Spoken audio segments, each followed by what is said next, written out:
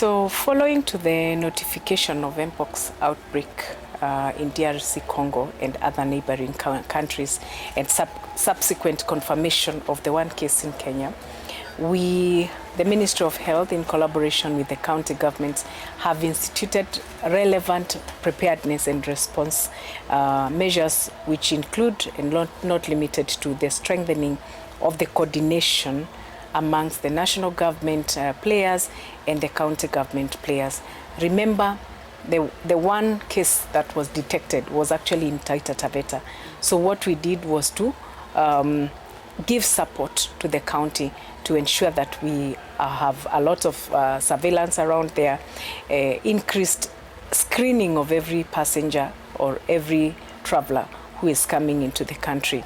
So we have activated our Public Health Emergency Operations Center, and we have 25 others across the country.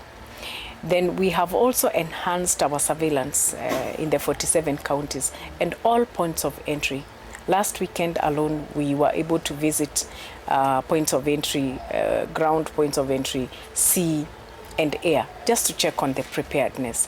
Again, we have also strengthened the exit and entry points through temperature checks and ensuring that screening is done for each and every person.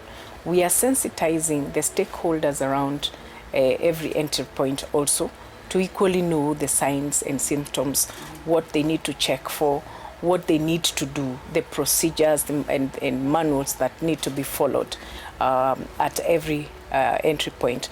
So currently, as you may know, we do not have even vaccine for Mpox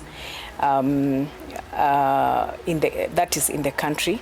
But the ministry has, however, initiated consultation with WHO and Africa CDC and other institutions with the view of accessing vaccines that have been approved by WHO for emergency use. So it's work ongoing and everything is taken care of.